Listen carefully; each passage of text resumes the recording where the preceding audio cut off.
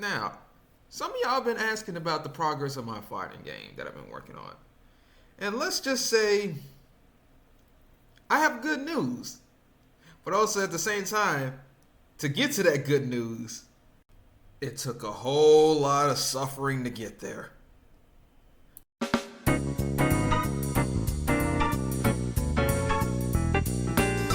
You know how when people ask about what is the right game engine to use, which game engine should people start out with? And a lot of developers end up saying it really depends on your use case. They weren't lying when they said that. Because for this fighting game I've been working on, I've been banging my head against the wall just trying to do the bare basics for this game. And it just told me, so like, you know what? Let me try to do the exact same thing in multiple other game engines to see if I'm tripping or this is just something I'm just don't know how to do in this specific engine, but it's easy to pull it off in other engines. Now, there are key requirements that I'm looking for before I get anything near like creating combo systems or anything like combat related.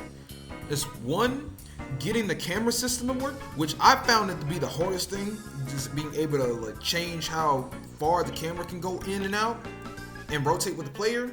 And number two, movement, camera line movement. So let's see if we can get this stuff done.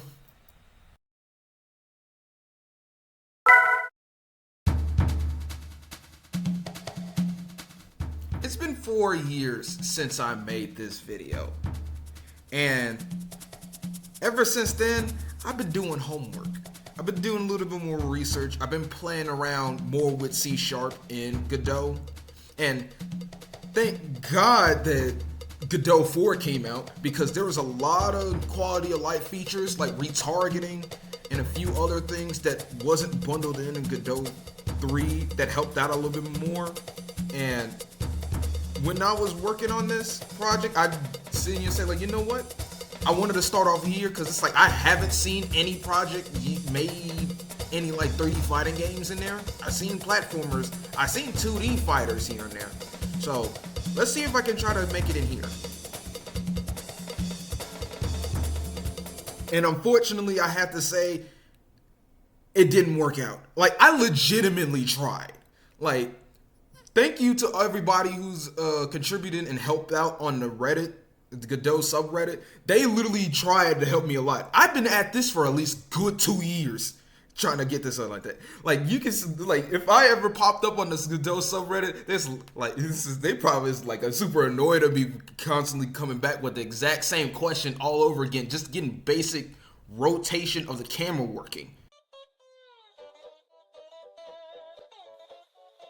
Oh no, Broly. What could he possibly want?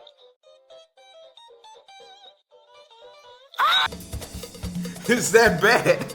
I feel so bad knowing these people so much, but at the end of the day, I wasn't able to get this working up in Godot 4. I almost got there because there were elements of there. For example, the few things I managed to get working was character rotation, being able to like have both characters look at each other in terms of like how the camera's facing, getting basic movement to work. That is it. Camera line movement wasn't that hard because everything is aligned adjacent to the camera for character movement. The issue is getting the rotation to work. The amount of research I had to do just trying to get basic rotation to work led me down to some rabbit hole that I seen and said, like, I just couldn't figure it out. The Godot subreddit couldn't figure it out. ChatGPT, they couldn't figure it out. I asked a few of my programming homies to say, like, can they help me out? And they said, like, I couldn't figure it out because it's like how this engine pretty much handles like rotations and stuff. And I just seen and say, it couldn't be this hard. It had to be something I'm not doing right. It had to be something I'm not doing right. Because I'm right there. And it's like, if I can't get something basic like this up and running, I just saying, like, I can't do it. And this has took over 2 years to do it too, so it's like, no, this is taking too long. But from that small experience, I said like, you know what? Maybe it might not be good for this, but I definitely see and say I may use this engine for a different project. So we're gonna have to find a different option for it.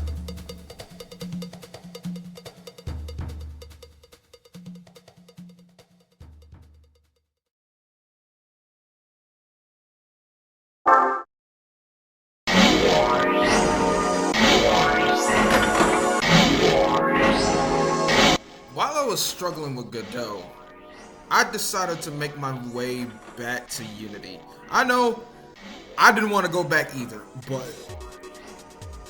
if this was going to be the way for me to figure out whether if I can get this stuff done or not, if it was even possible to do it in Unity, I gotta go at least try. And luckily, there were people who have succeeded in making some kind of fighting framework using Unity. There is the universal fighting engine, and then there's this guy named Angel. He's making his own fighting game. I don't know when that's coming out, but there is some reference to seeing and say there is a possibility to get this done.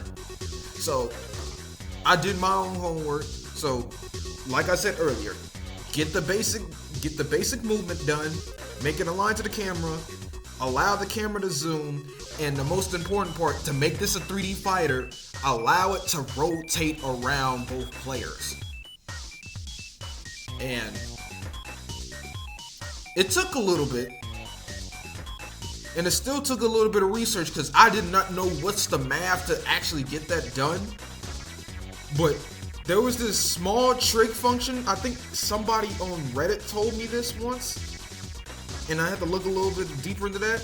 But there's this vector function called vector3.cross, which gets pretty much the in between two positions, I think, if I'm understanding it correctly.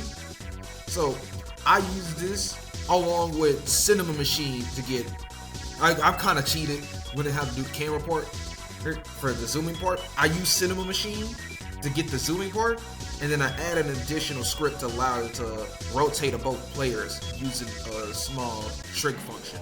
And shockingly enough, I was able to successfully get both what I wanted. Well, the camera thing is pretty much like everybody's still looking at each other in terms of that. Not similar to like what the Dragon Ball games are doing. But it was close enough to see and say like, look, I'll take what I can get. It's close to what I need. So the issue is I actually didn't stick with this engine because I noticed there was a problem that I didn't even know that was going to come about. And this is related to how movement was doing. Because I added an additional stage just to see like, all right, I wanted to play around with how stage design was going to look when I was trying to do stage design for another level I was working on. I noticed I wasn't able to get the players to like stay on the ground.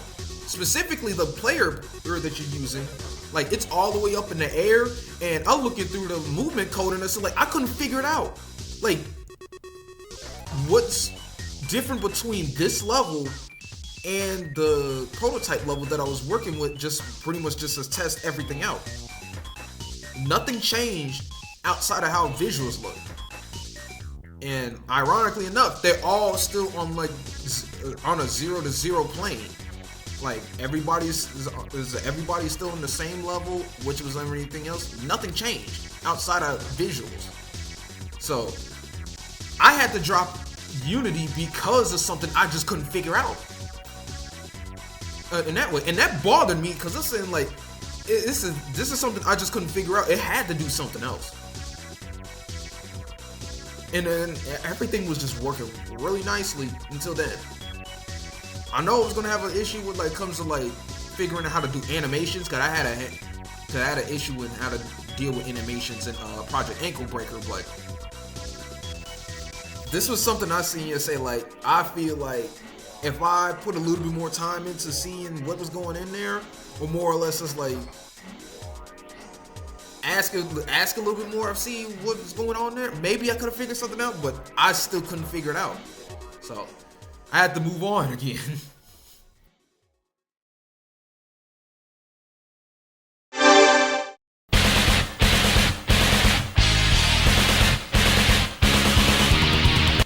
okay, I'm at wit's end right now. Two of my options didn't come in clutch for me. Now I have to rely on Unreal Engine. And one thing I will give Unreal Engine credit for is that Unreal Engine has a lot more examples and, most importantly, shipped examples that, yeah, it's possible to do 3D fighting games with this software.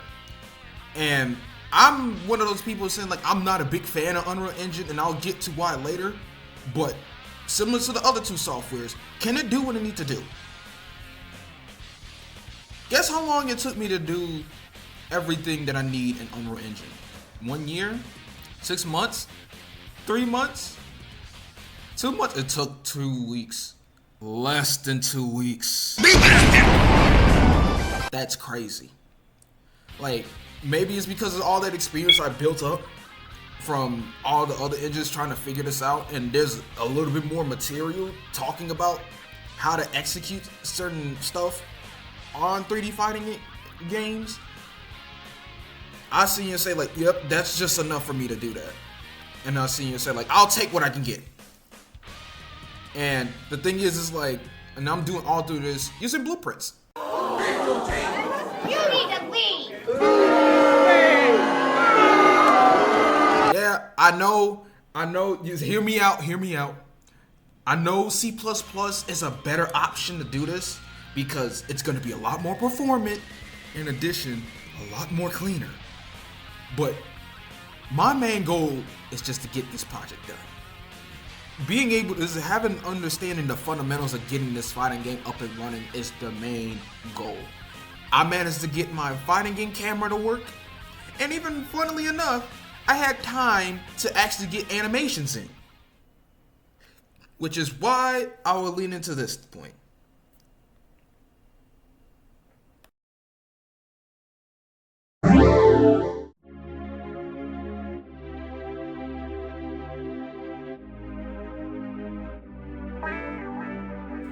Just like I said early on in the video, when it comes to picking a game engine, it all depends on your needs.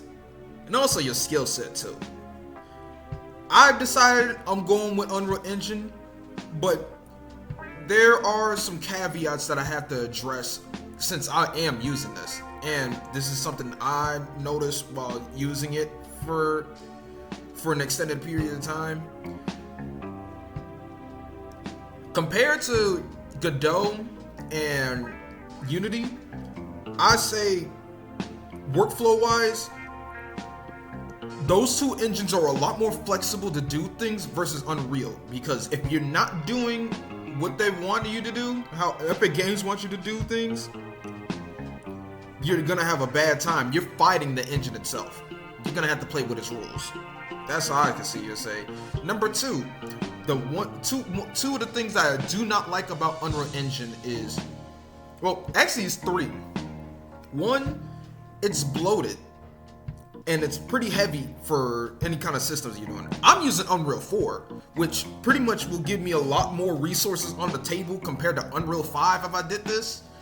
But Unreal 4 is still kind of heavy in and of itself, so you're gonna have to compile shaders. It takes longer to load into scenes and stuff compared to Unity and Godot, which you can just like quickly get up and running and start doing stuff in. Number two, how it handles animations. This is not the first time I had a bad time with animations. You remember Project Ankle Breaker from earlier? Well, sure, I ended up launching that with my college capstone on Unity. But it didn't start off in Unity. It actually started off in Unreal 5. And putting animations in from that experience was a train wreck. So doing it for this project, I was not going to go through that again.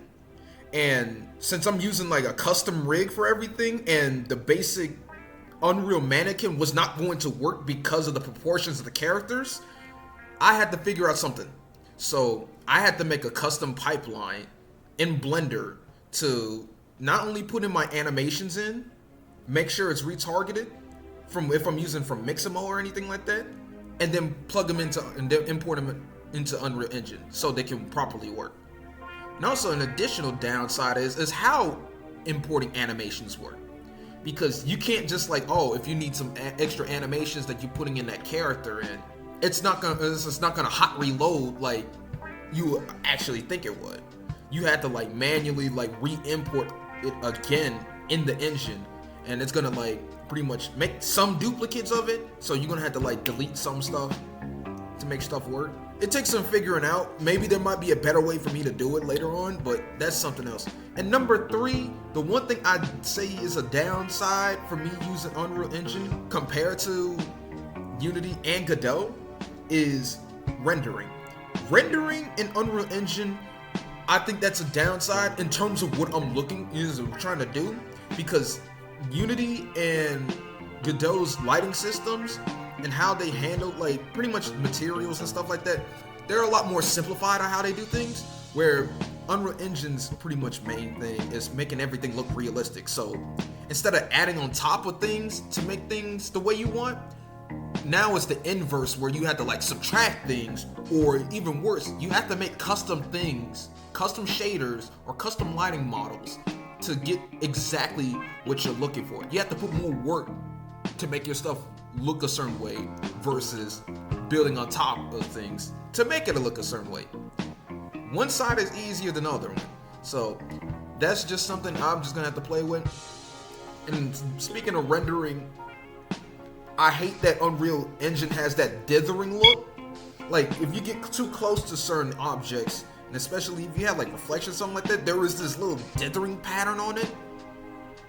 It kind of irritates me, but luckily the camera's far out and far out enough to see it. So like, yeah, you can't really see it like that. So that's not really much. So it shouldn't be that much of an issue.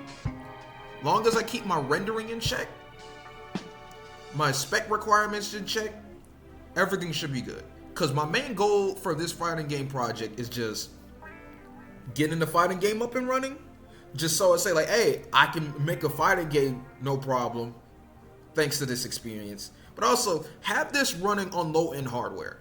And since I'm doing my best I can to like gut whatever features that Unreal Engine has that I don't need, long as I can do that, I'm fine. But hey, let's see how this ends up going in the future. Long as I can pull my weight, I'll let y'all know. But so far, I'm actually enjoying my time working on this and not banging my head against the wall as much as I'm supposed to. So my next goal for right now is trying to get health stuff working. Health and pretty much reaction damage and stuff like that. So yeah, I think this is pretty much a good point of reference to go off of. So I thank you all for watching, and if you like the video, please subscribe if you're interested in more of my stuff. And if you'd like to support me, I do have a Ko-fi in the bottom, in the description, so it pretty much allows me to keep making videos like this. So thank you for watching. Take care.